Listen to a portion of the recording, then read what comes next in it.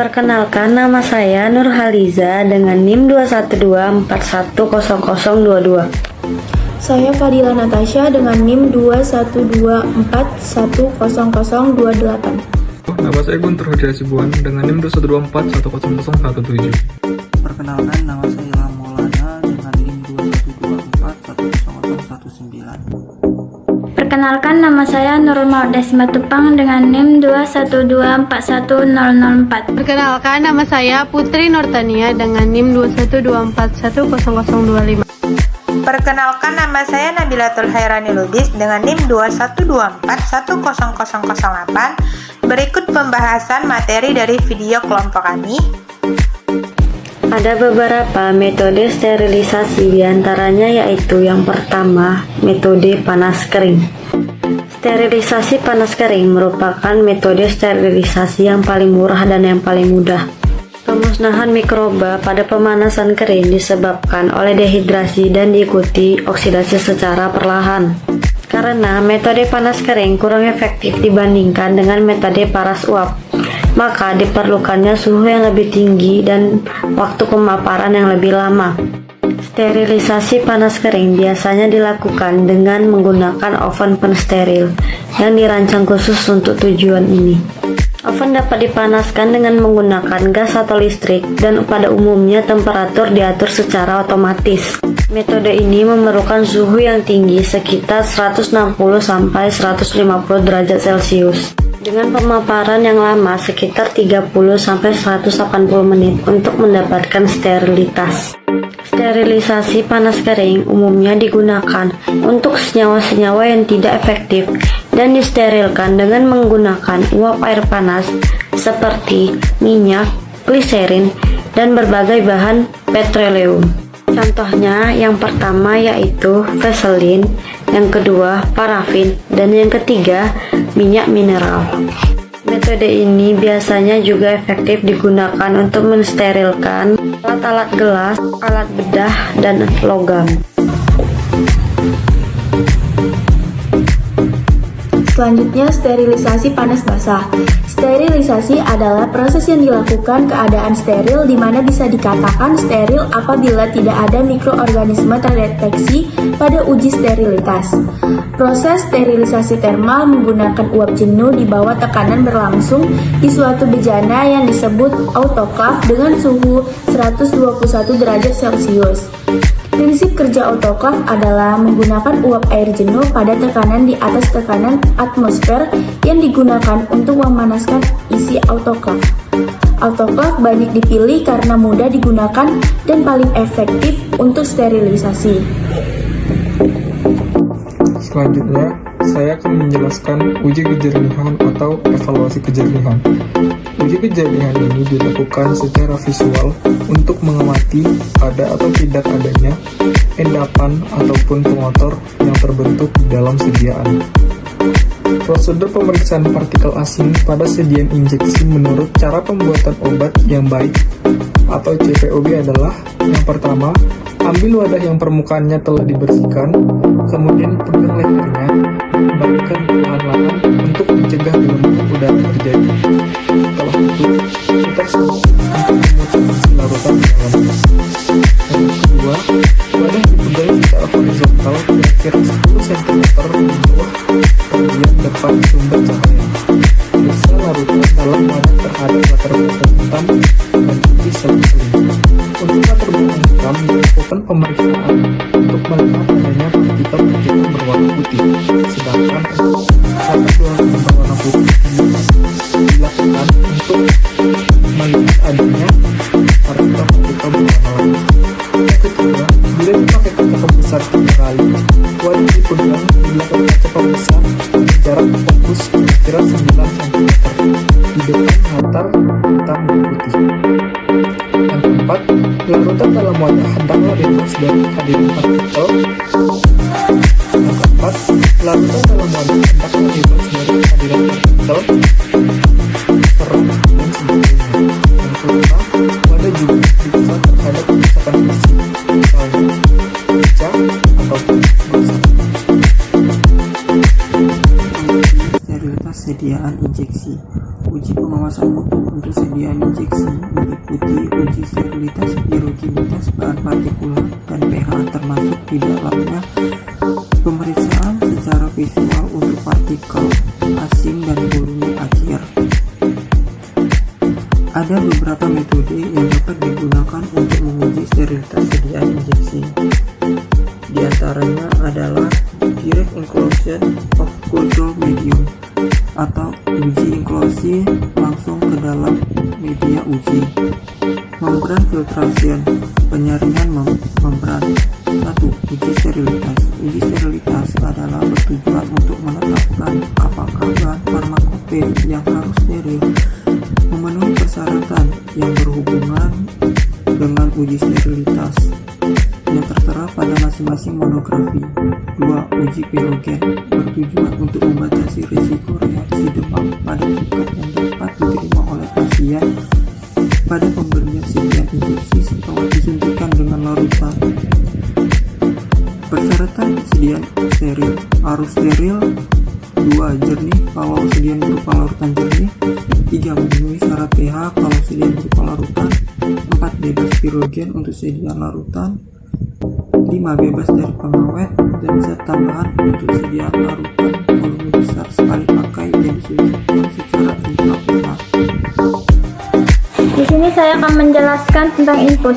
Infus adalah sediaan steril yang berupa larutan atau emulsi.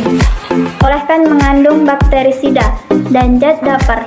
Larutan untuk infus harus jernih dan praktis, bebas partikel, dan bebas pirogen, dan sependapat mungkin dibuat isotonik terhadap darah disuntik langsung ke dalam vena.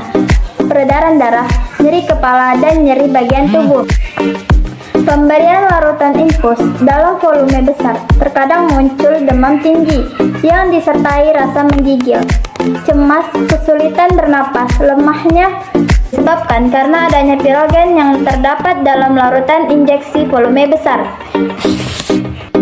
Pirogen adalah senyawa molekul tinggi yang dinyatakan sebagai senyawa lipopolisakarida yang diproduksi kira-kira 5,10% dari bakteri, sehingga untuk menghindari munculnya demam tinggi.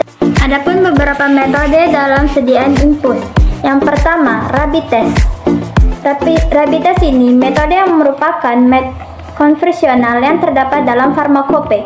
Mekanisme kerja dari uji untuk respon demam pada kelinci. Akan tetapi metode ini mempunyai keterbatasan dalam hal sensitivitas dan tidak dapat menunjukkan hasil secara kuantitatif.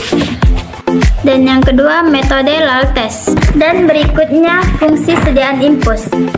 Yang pertama, dasar nutrisi, kebutuhan kalori untuk pasien di rumah sakit harus disulai via intravenous seperti protein dan karbohidrat.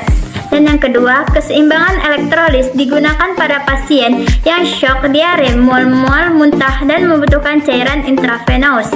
Dan yang ketiga, pengganti cairan tubuh seperti dehidrasi. Dan keempat, pembawa obat, contohnya sebagai antibiotik. Dan adapun prosedur dalam sediaan infus. Seluruh alat dan bahan yang digunakan harus yang bebas dari pirogen. Gunakan teknik aseptik selama percobaan. Sampel uji harus disimpan dalam lemari pendingin suhu 2-8 Celcius 24 jam sebelum digunakan, tetapi harus dibekukan bila tidak digunakan dalam 24 jam.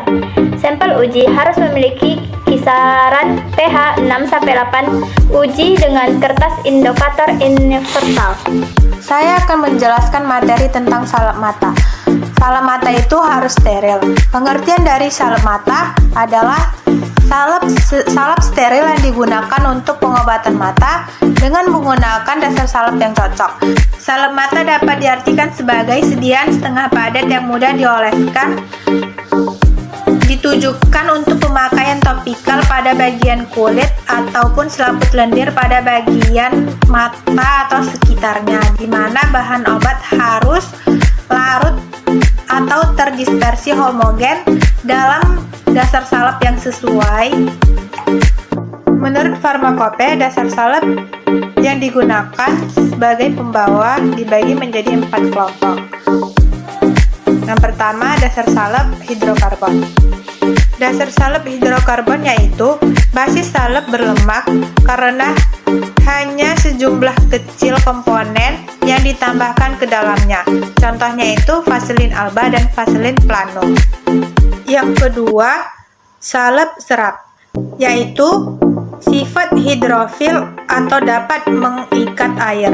Contohnya itu petrolatum hidrofilik dan lanolin anhidrida. Yang ketiga, dapat dicuci dengan air, yaitu dapat dicuci dari kulit atau pakaian dengan air dan mempunyai kemampuan mengabsorpsi cairan yang dihasilkan dari luka pada kulit. Contohnya itu propiparabin dan sodium laurisulfat. Poin keempat, dasar salep larut dalam air, yaitu bebas lemak ataupun minyak. Hanya mengandung komponen yang larut dalam air dan bahan dasarnya tidak dapat dicampur dengan air karena akan menjadi lunak.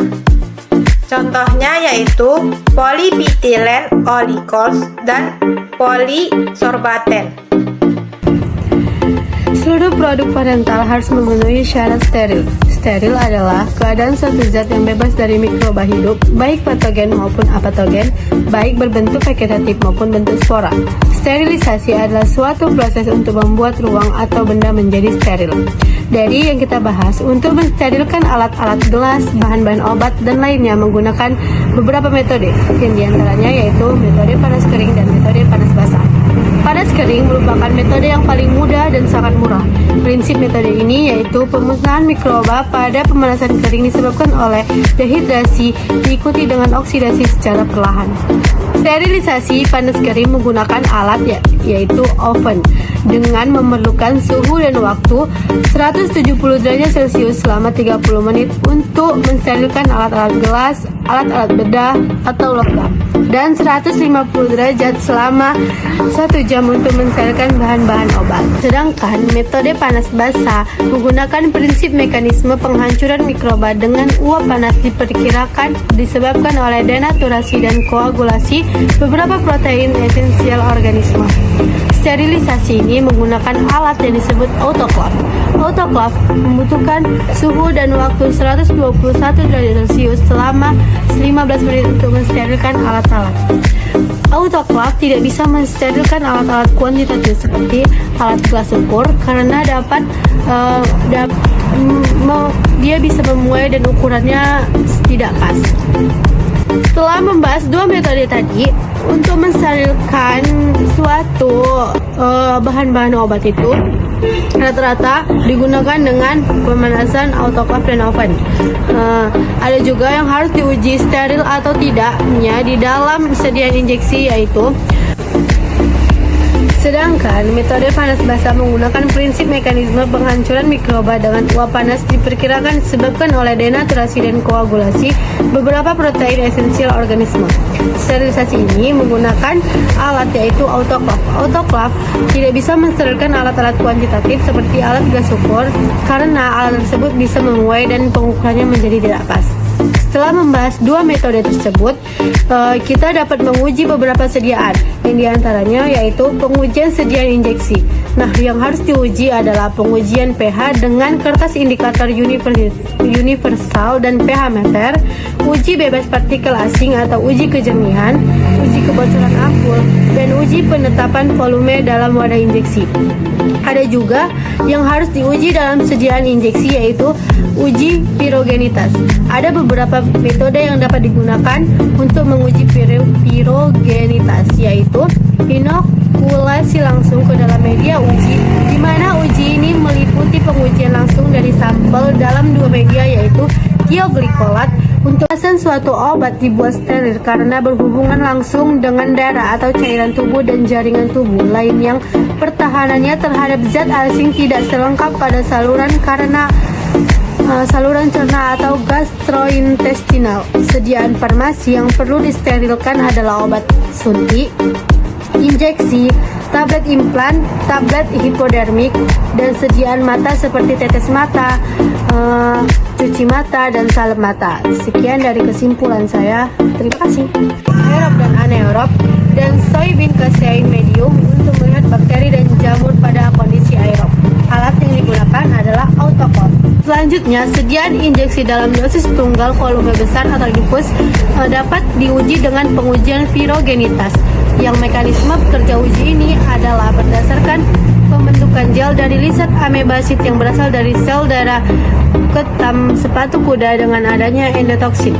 Nah, pengujian ini dinamakan uji LAL test atau Limulus amebosit Lisa test. Selain itu juga bisa menggunakan metode rabbit test berdasarkan respon demam pada kelinci, akan tetapi metode ini tidak dapat menunjukkan hasil secara kuantitatif. Yang terakhir adalah uji kebocoran dan uji minimum salep mata.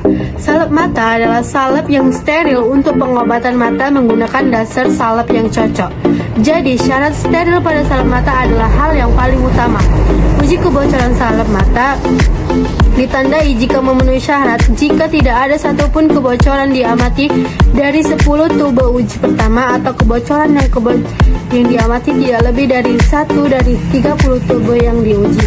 Sedangkan uji isi minimum memenuhi syarat apabila bobot bersih rata-rata isi dari 10 wadah tidak kurang dari bobot yang tertera pada etiket, dan tidak satu wadah pun yang bobot bersih isinya kurang dari 90% dari bobot yang tertera pada etiket. Alasan suatu obat dibuat steril